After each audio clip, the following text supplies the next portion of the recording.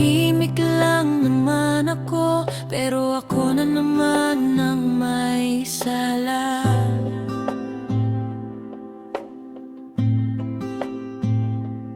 Parang sanay na yata kayo na pangalan ko ang unang pinabangga.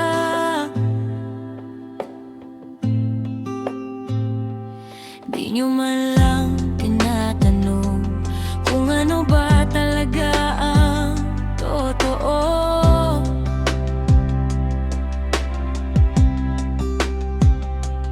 Bago pa magsimula ang kwento, ako na agad ang kontrabida dito.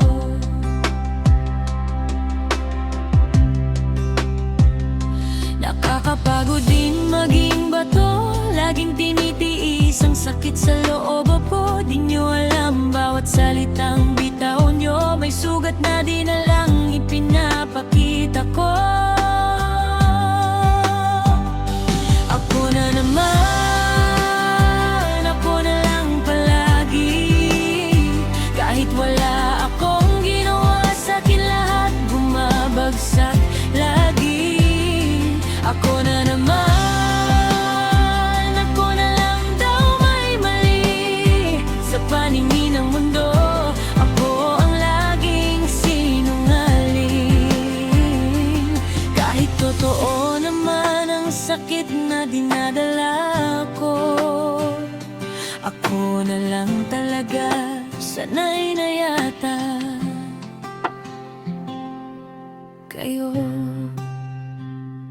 Lahat ng galit nyo sa'kin ibinubuhos, parang ako ang pader na walang emosyon. Pero sa loob ko, unti-unting nauubos.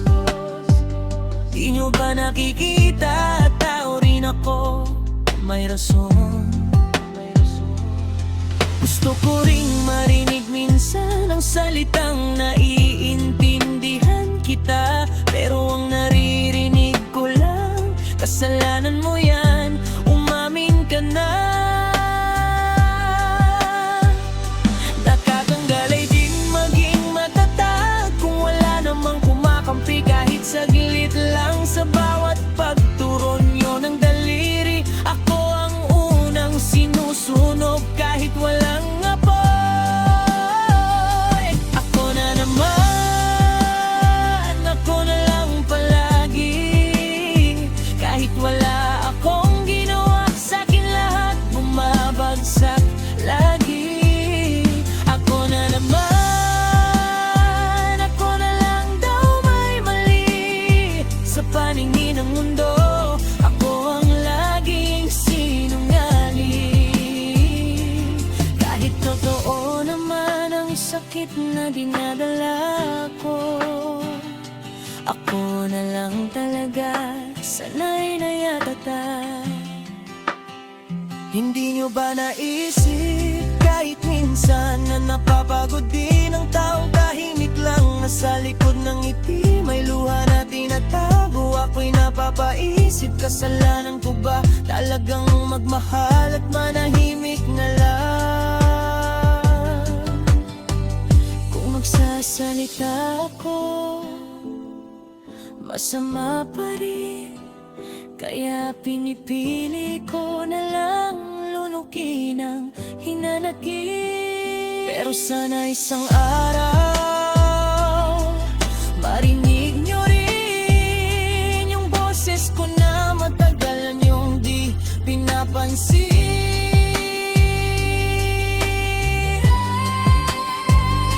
Ako na naman, ako na lang palagi. Pero ngayon maririnig nyo na ang sarili kong tinig. Ako na naman, pero di naman nanahimik. Kahit sa paningin nyo, ako ang laging sinungaling. Alam ko kung sino ako, alam ko ang totoo, at di na ako hihingi ng tawad sa dumi ng isip